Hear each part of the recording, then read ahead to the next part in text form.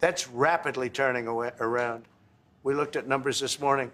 So we were losing, the United States during Biden was losing more than, I won't even give you numbers because they're so embarrassing, but billions of dollars a day on trade.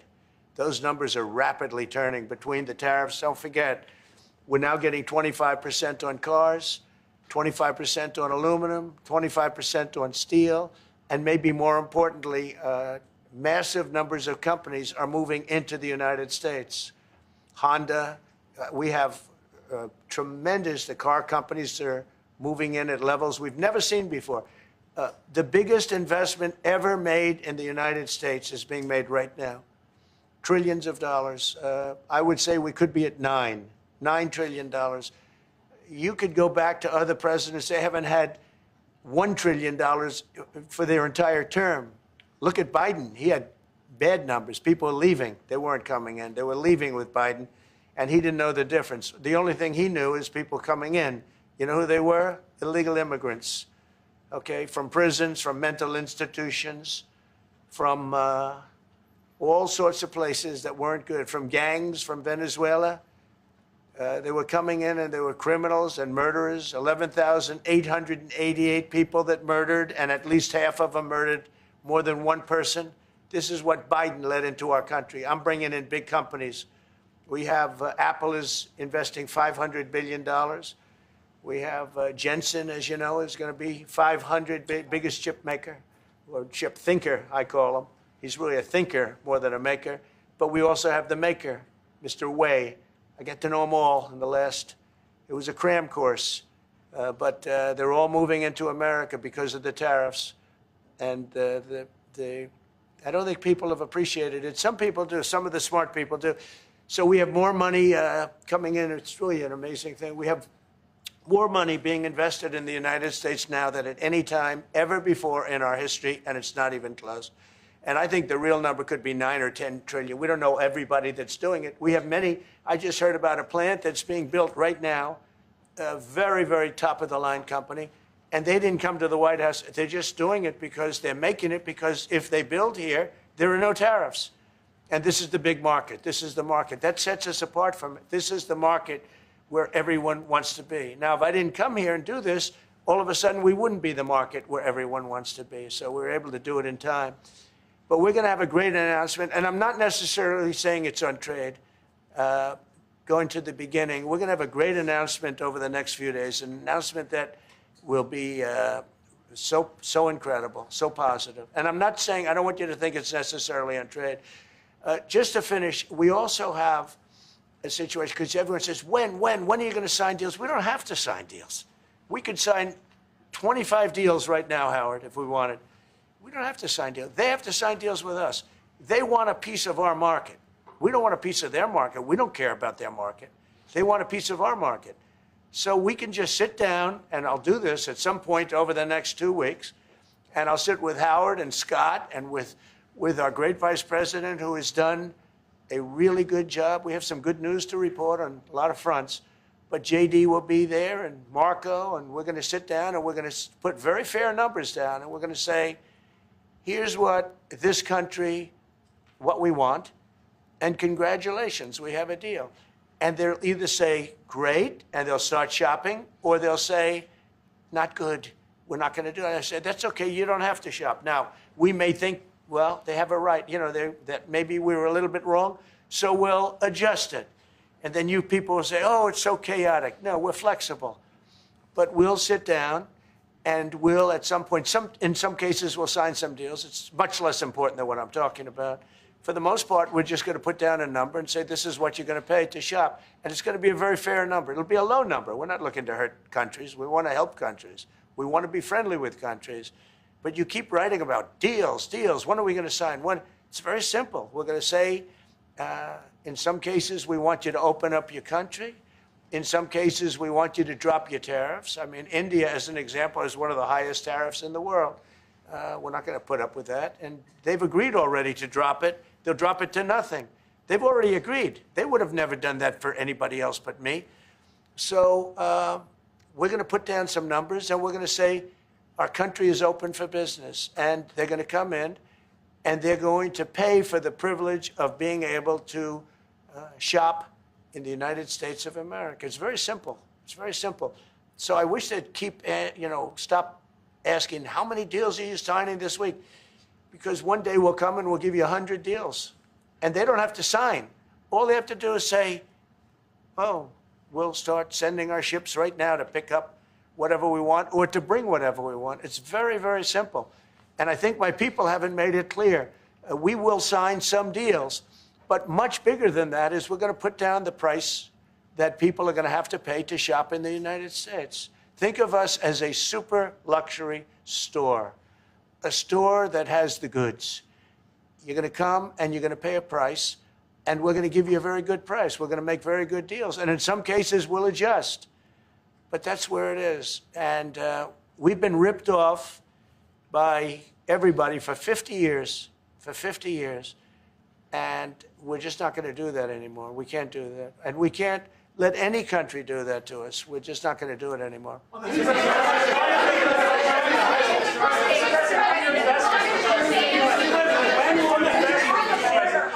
Houthis, can you tell us a bit more about the deal that you've reached with the Houthis? No, it's not a deal. They've said, please don't bomb us anymore, and we're not going to attack your ships. And where did you hear about that? It doesn't matter where I hear it. The very good source, I could tell you. Very, very good source. Would you say, Marco? I would say pretty good, right, JD? A very good source. No, they don't want to be. They don't want to be. They don't want to be bombed anymore. You know, I sort of thought that would happen. No, behind you, please. Clarifying something you said on USMCA, is the U.S. prepared to walk away from that pact? From what pact? USMCA. No, it's fine. It's there. It's good. We use it for certain things. It's there. We have the USMCA is a good deal for everybody. I won't say this about Mark, but I didn't like his predecessor. I didn't like a person that worked for. She was terrible, actually. She was a terrible person. And she really hurt that deal very badly because she tried to take advantage of the deal and she didn't get away with it. You know who I'm talking about. But so, you know, we had a bad relationship having to do with the fact that we disagreed with the way they viewed the deal. And we ended it. You know, we ended that relationship pretty much. The USMCA is great for all countries. It's good for all countries. We do have a negotiation coming up over the next year or so to adjust it or terminate it. Mr. President. I'll say a word on USMCA if I may, Mr. President. It is a basis for a broader negotiation. Some things about it are going to have to change. And part of the way you've conducted these tariffs has taken advantage of existing aspects of USMCA. So it's going to have to change. There's other elements that are come, and that's part of what we're going to discuss. Right. During the campaign, Prime Minister Carney talked about the American vitriol. How do you react if Canada decided not to shop in the American store as much as before and decided to partner with other countries? Well, we don't do much business with Canada from our standpoint. They do a lot of business with us. We're at like 4%, and usually those things don't last very long. You know, we have great things, great product. The kind of product we sell, nobody else can sell, including military. Look, we make the best military equipment in the world, and Canada buys our military equipment, which we appreciate. But we make the best military equipment in the world by far, the missiles, the submarines. Everything we have is really top notch. I rebuilt our military during our last term. Stupidly, we gave some away to Afghanistan, which shouldn't have happened. But that was, I think it was the most embarrassing moment in the history of our country. It was just very incompetent people. But if you look, the man that's now the head of our Joint Chiefs, he led the attack on ISIS for me. That's why he's the head of the Joint Chiefs. And Raisin Kane, he was unbelievable. And as you know, we defeated ISIS in 3 weeks. It was supposed to take 5 years. We did it in 3 weeks. And he ran the campaign. I said, I like him.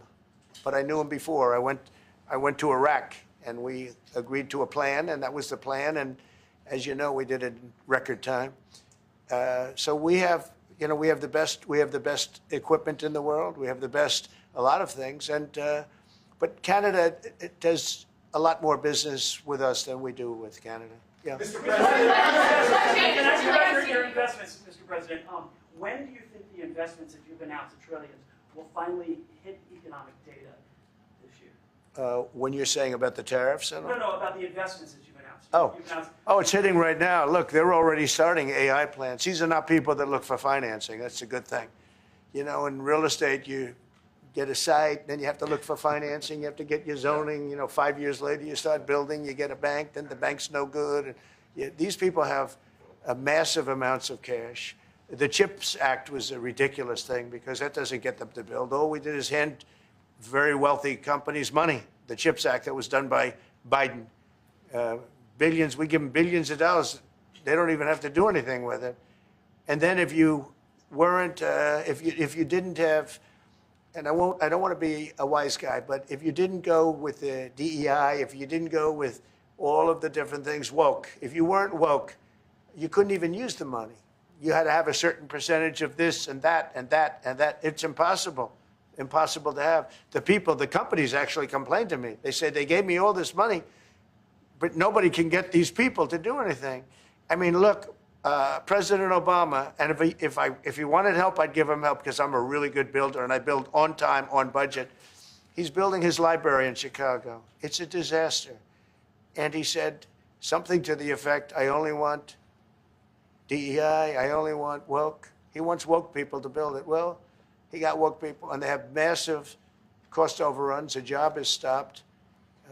I don't know. It's a disaster. And I don't like that happening because I think it's bad for the presidency that a thing like that should happen. He's got a library that's a disaster.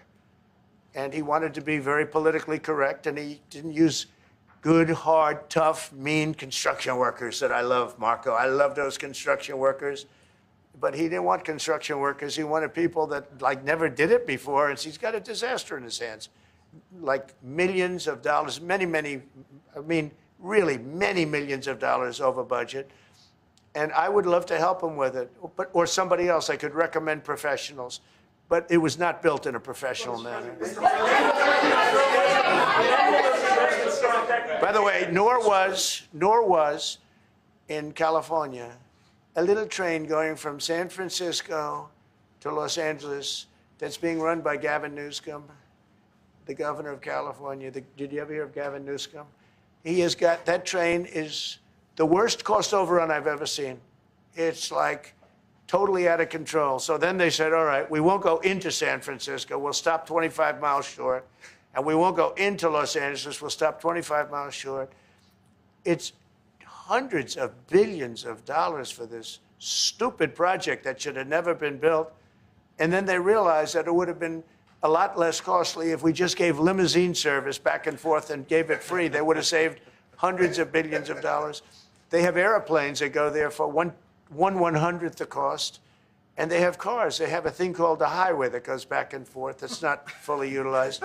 And they got involved with this project. And Gavin, I always liked Gavin. I had a good relationship with him. I just got him a lot of water. I sent in people to open up that water because he refused to do it. And we just got him a lot of water. If they would have had that water, and if they would have done what I said to do, they wouldn't have had the fires in Los Angeles. Those fires would have been put out very quickly. But if you think about it, and you got to take a look at this, it's the worst cost overrun I've ever seen. I've watched a lot of stupid people build a lot of stupid things, but that's the worst cost overrun I've ever seen, what's happening between San Francisco and Los Angeles. And you ought to ask about that because this government is not going to pay. I told our very great new Secretary of Transportation, he's doing a good job, Sean Duffy, I said, we're not going to pay for that thing. It's out of control. This is something that you don't have things like this. It's not even conceivable. Like 30 times over budget, 30 times. It's the craziest thing and now it's hundreds it was supposed to be a simple train. And I think the media should take a look at it.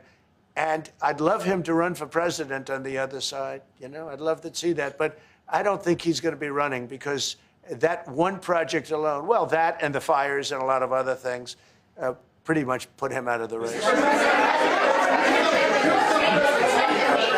President, what changes would you like to see to the USMCA? Or what changes would you We're going to work on some subtle changes, maybe. I don't even know if we're going to be dealing with USMCA. We're dealing more with concepts right now. Look, right now, we're doing trade. We have trade. They're paying a tariff on cars and steel and aluminum. And I think we have a baseline of 10% or something like that for the tariffs. But we're getting along very well. Right now, going no further, but we have an agreement. We did something with even parts. You want to discuss that, Howard, with respect to Canada, which helps Canada out?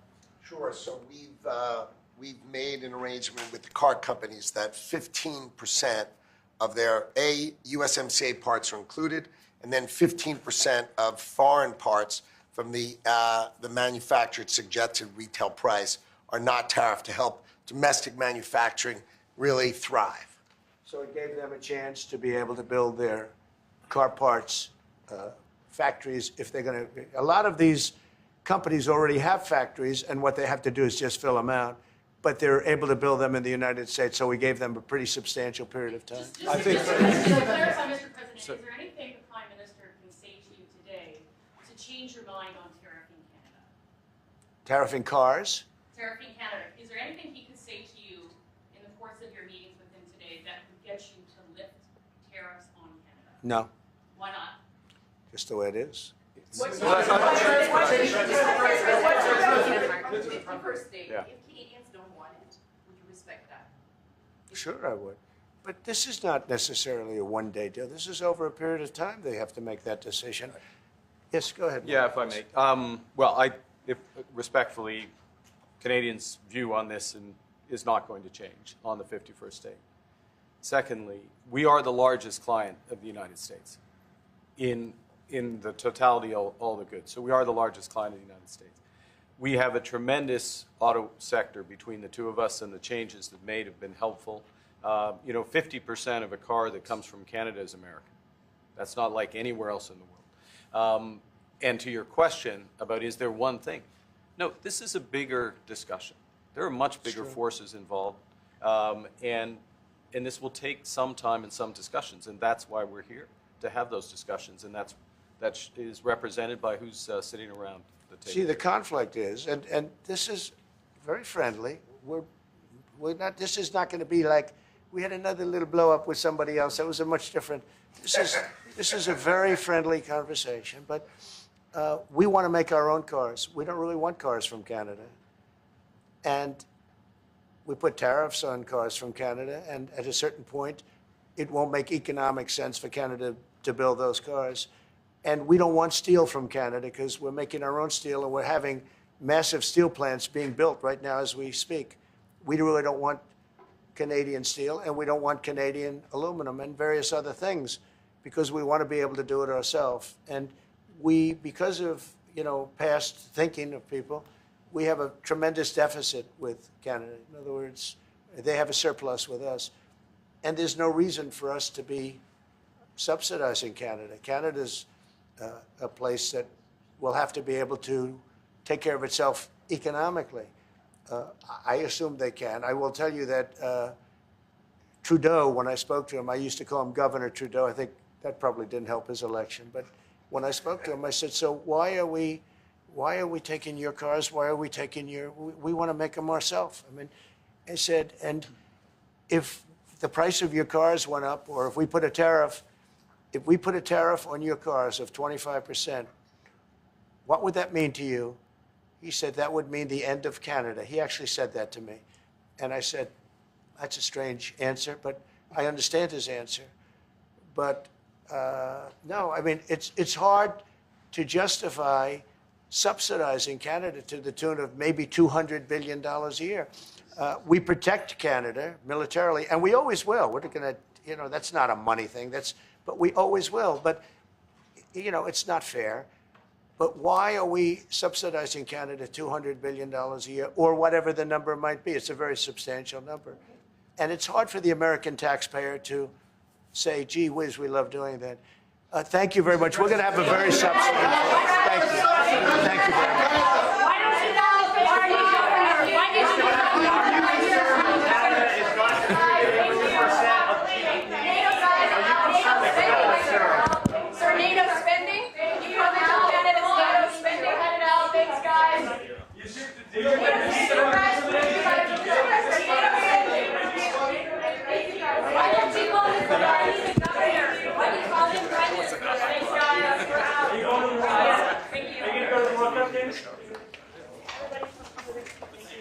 Guys, keep going.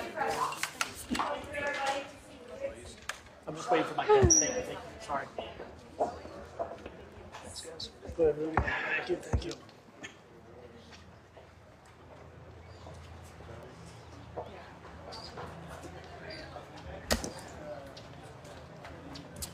Sorry, you okay? Yeah, all good.